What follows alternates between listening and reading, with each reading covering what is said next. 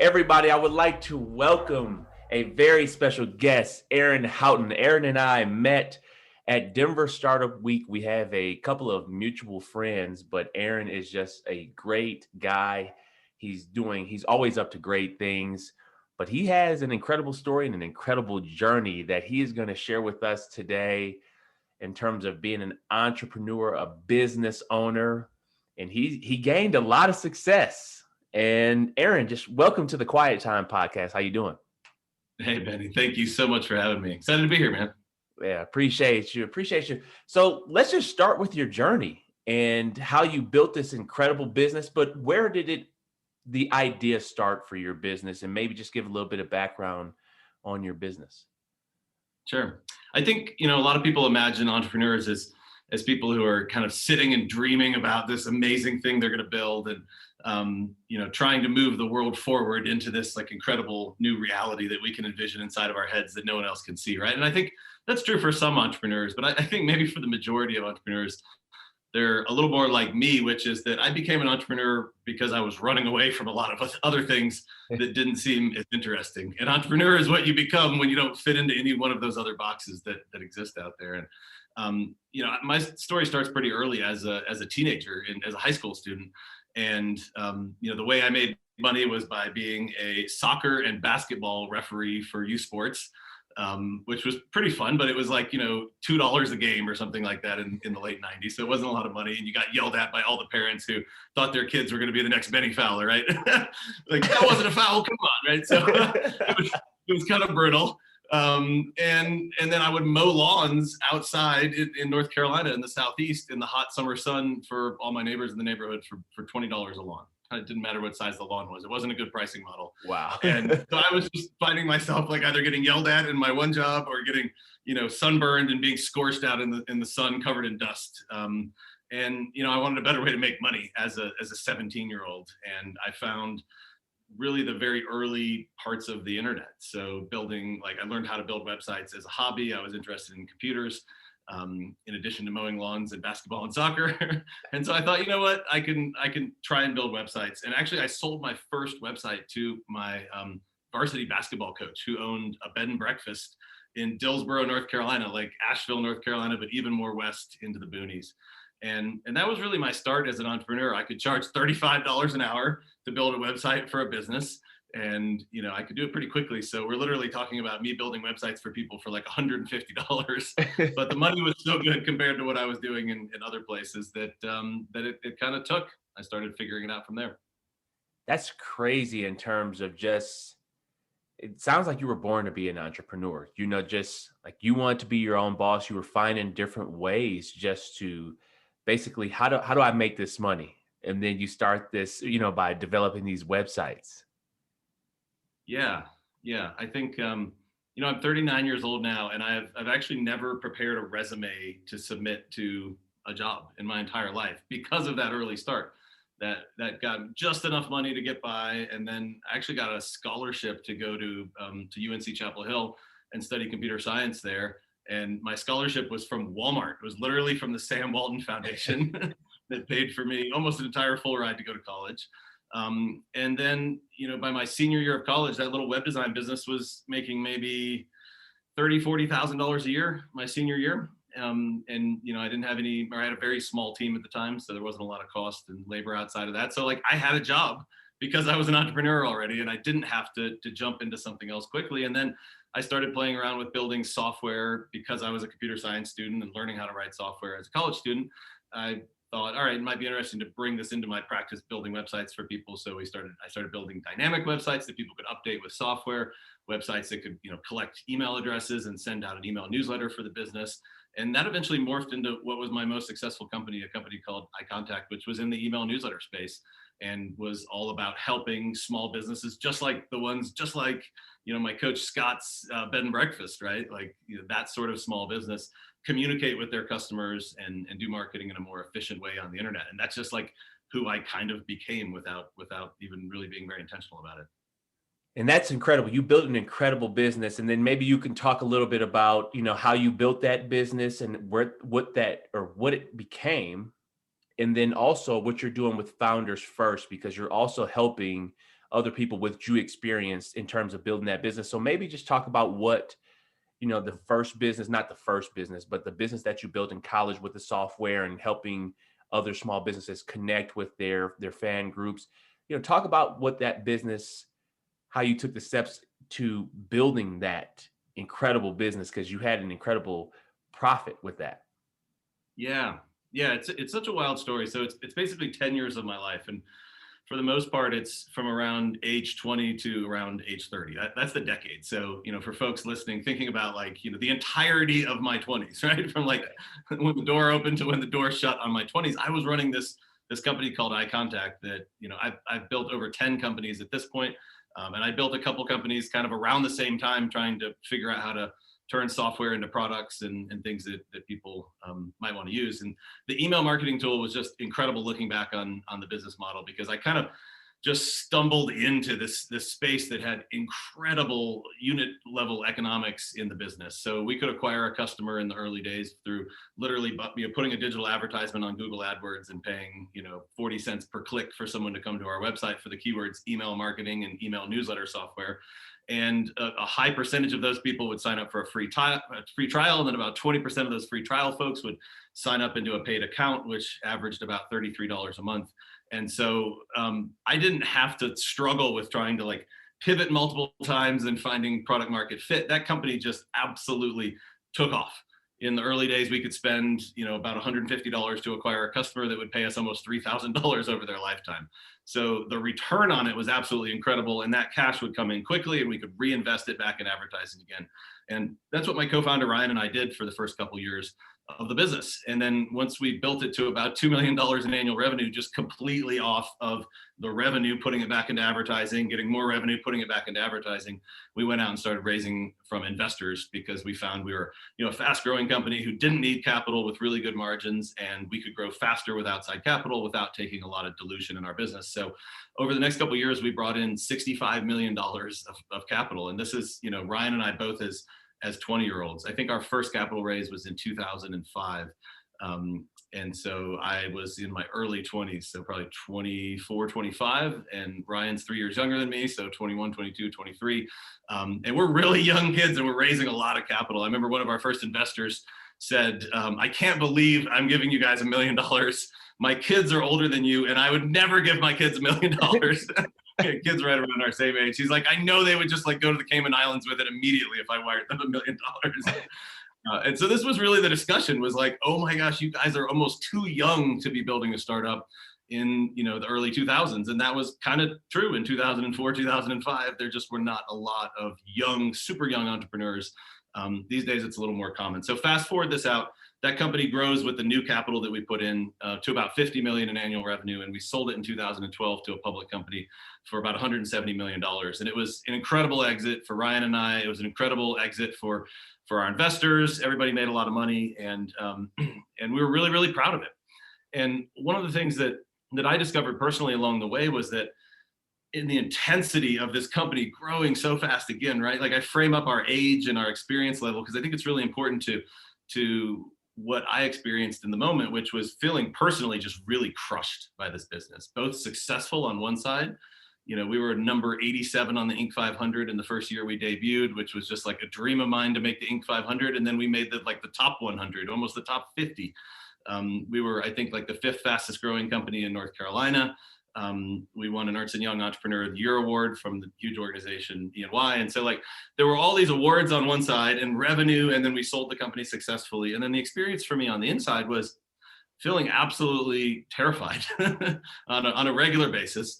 And our team grew and the people around me grew. I felt responsible for everybody, even though, the business could take care of itself. But I felt responsible to take care of my team. I felt like all these investors had to make their money. Otherwise, I'd be a massive failure myself, and personally felt responsible for that. And the anxiety and the kind of mood swings from high to low and depressive periods that came out of that for me were really, really intense. And the big epiphany for me was after we sold in 2012. And in the 6 months, kind of 6 to 12 months after the exit, I'm out of the business, no operational role at all, like literally packed up my box on the day of the exit of everything on my desk like I was a laid off employee, and just walked out the door because like they had brought in new management and they didn't need me anymore. And that was great. And in the 6 to 12 months after that moment, I'm out of the business. All the money's wired in. It's cash. It's real. I'm not waiting on it to come in. And I'm sitting there looking at this bank account, and I'm actually less happy than I've ever been. And I reached this really low point with struggling with anxiety, where I'm having a panic attack, where I'm just laying on the floor of my house and like really disabled in that moment. I can't stand up. My whole body's seized up. And my mind is just stuck in this circular pattern of fear. And I kind of have to look at myself in this moment, and then in the days after, when I look back on it and go like, what happened to me? This is what I thought was the ultimate dream and the ultimate success. And in many ways it really was, but the personal experience along the way was way more terrifying than I thought. And then here I am after the business is gone. So you could argue maybe the stress and the pressure of the moment drove a lot of the ways that I felt while running the business, but now the company's gone and I still actually feel this way. And so I had to kind of admit to myself that the business might have changed me, or it might have created some habits that weren't going to serve me for the rest of my life. Man, that's an incredible story, but the fact that you built this company, you and your partner built this company at such a young age and raising all this capital, that story that you shared about this guy giving you $1 million, he wouldn't even give his kids $1 million, shows the type of mindset you guys had. And the Quiet Time podcast is about mindset, but it's also not just about going and getting, but who you want to be. So if you had to tell your younger self, what would you tell your younger self, what you know now in terms of the way you were building that company? And how would you go back and change a couple different things, maybe to make you feel more fulfilled, or not necessarily have that feeling that you had when you did have that great exit? Yeah, I think there's a couple of things. I think the biggest one is just this simple epiphany that I had again after the exit, which is to if I could tell myself this 20 years ago, it would be to not assume that the resources of my mind and my body are unlimited assets. Because if you think about how you're optimizing a business as an entrepreneur, kind of everything's a resource, right? You've got this amount of cash, you've got this amount of people, you've got this amount of product, this amount of customers, these partners, you want more partners, less whatever, right? So like it's all these resources you're trying to balance and trying to figure out how to get the most out of them. And the one I really overlooked was myself. I paid attention to everything else. And I kind of didn't want to look inward too, because in some ways, it's a little scary to look inside and try and do an inventory of like, where am I good, where am I bad, right? So admittedly, I both didn't have the skills and I probably just didn't have the strength to go through that process of looking inside. And so what I found was that I was basically spending my personal health and spending my mental health in order to help the business be more and more successful. And that worked to make the business successful. It didn't work to make me happy and to make me healthy in the long run. And so I think that's probably my biggest takeaway is around, making sure that we think about ourselves as one of those resources that we're managing. And then it becomes a lot easier to do things like self-care and making time for self-care. And that could be really, as simple as this doesn't mean like going off and doing an 11-day silent yoga meditation retreat to get yourself back to calm, right? Now that could work great, but doesn't often work in the lives of busy entrepreneurs. But what does work is things like simple breath work, mental tools like visualization, which I know you're really big on. We've talked about this before. Tools like breath work and focusing the mind. And these are things that you can do in just kind of 2 to 3 to 5 minutes. And what's interesting about them is they're skills, just like anything else in business. As an entrepreneur, I knew I needed to figure out how to do marketing, and I knew I needed to figure out how to read my P&L and my balance sheet, and I knew I needed to figure out how to communicate to my investors and manage that relationship with people who'd given me a lot of money. So I went out and read books and I acquired those skills. And that's what we do as entrepreneurs. We realize we're way in over our head and we go get the skills that we need. And I was just completely blind to the fact that I also needed skills for managing me. And so it took about a decade until I started finding these things and trying to learn them and trying to have those skills for myself. I just didn't value them early on.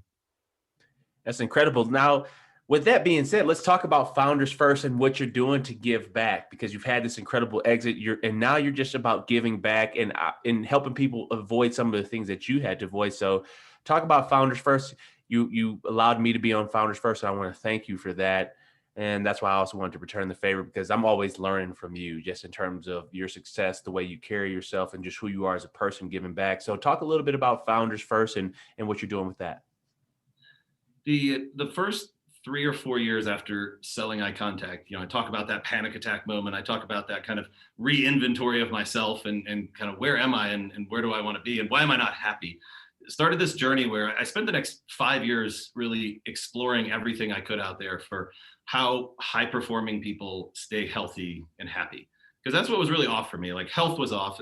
The other kind of sub detail I didn't mention is that when I sold the company in the 6 months after selling the company, I lost 60 pounds. And I'm a pretty big guy already. I'm 6'4", probably 220 pounds now, but I was a really big guy then.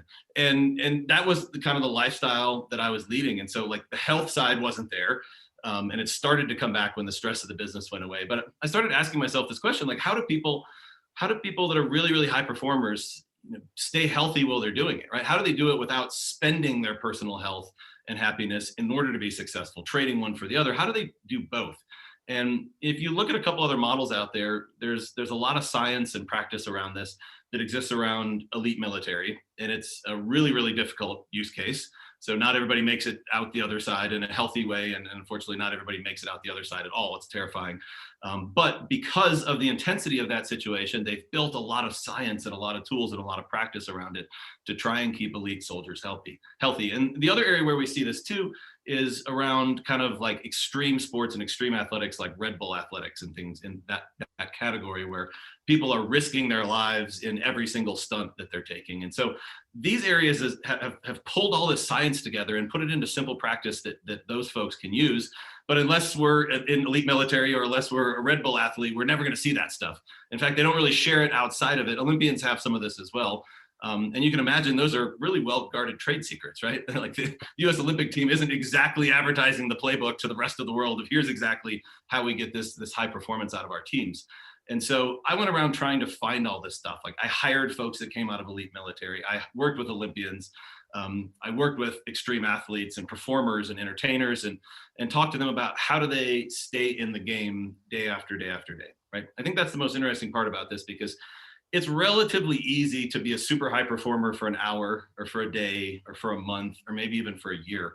The really interesting use case is people that can do it for 5 years or 10 years or 20 years or an entire career. And so I just went out and I literally hired all these people as my coach. You talk about constantly learning, like this is where I was and this is where I continue to be, where I try and find these people. And if I can't have a conversation with them, I ask them if I can hire them. If they're not available to coach me, I ask them if I can run an event and have them come in and run the event for me with a group of people. And so I did this with all sorts of different folks all across the country for several years. And I collected all these tools, and that's what I've turned into Founders First. And so what we're trying to build with Founders First is that collection, that sort of think tank and place where you can get practical instruction as an entrepreneur around how to be mentally high performance and be healthy and happy at the same time, and how to do it in a sustainable way. And what we believe is that it's going to produce better outcomes in the long run, not just in happiness and health, but in companies as well. Because if we take the world's most brilliant people, the most creative people, and we have them building a company for 1 year and then we burn them out, like we've lost that resource that humanity needs, that innovation and creativity needs. And so that's what our programs are all about. We have programs that start at $19 a month, which is an app that people use. People can check it out at app.foundersfirstsystem.com. There's a free trial, and it's like gets you right into the tools. It gets you right into the self-analysis. And then we've got programs that bring people together that start at $100 a month. And we have another program at $300 a month where people are being coached directly in our master classes and work together. And so we're trying to make this really approachable for entrepreneurs that are under the pressure of running their companies right now. They can learn these skills without having to either fail and succeed and then take 5 years off like I did. They can actually learn it in the moment under fire while running their companies and continue to be successful as they do it. I think that's awesome. And I think one of the key words that I just took from there was sustainable. Like you don't want, like you said, you don't want to just, have this incredible company for 1 year and then you have to take so much time off. You want to be sustainable, continue to be like the Michael Jordans, the Tom Brady's, the Peyton Mannings of the sports world. They're able to sustain that success over long periods of time. And I think that's very incredible what you're doing with Founders First. And if you're listening to this right now, Founders First, and you're an entrepreneur, athlete, you can learn from the tools within the Founders First app. So can you share with them one more time where they can find that?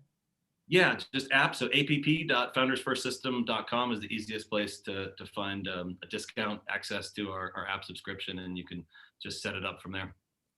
Aaron, I really appreciate you coming on the Quiet Time podcast. What's one thing, where can people find you? And then what's the one thing that you want to leave the audience with?